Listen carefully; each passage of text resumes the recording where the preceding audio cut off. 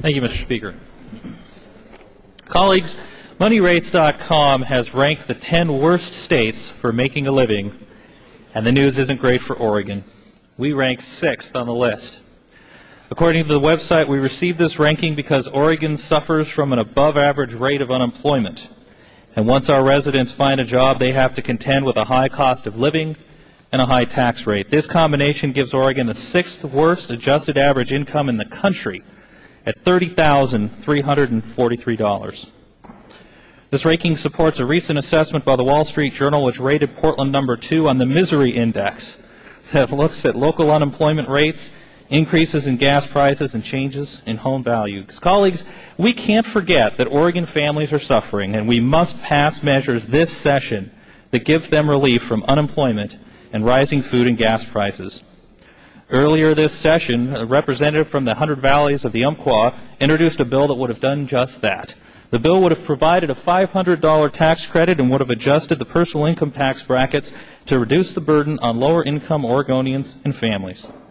It would have put more money into the pockets of my neighbors and other Oregonians who are struggling to pay the bills and everyday items. This is important because when our neighbors have more money to spend, they spend it at local businesses and help create jobs. Several of my colleagues in the House and Senate have introduced this measure during the past several sessions, and it has yet to be adopted. Time and time again, I know I'm not alone when people come to my office and ask me to support a spending program here or a spending program there, or they ask me to protect the people that they're representing from budget cuts. And I frequently ask them, I am here to help create jobs. That's why my neighbors sent me. Will you help me pass bills to create jobs?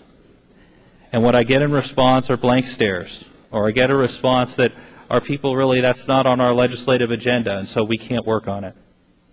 And the types of folks I'm talking about represent good people, teachers and public employees, people that I respect, people that helped elect me to this office. They want their neighbors to have jobs too.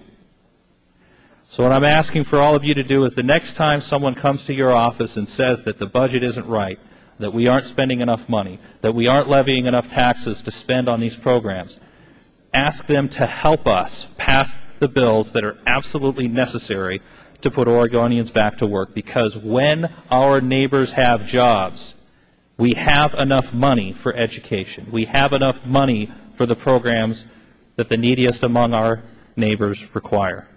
Thank you, Mr. Speaker.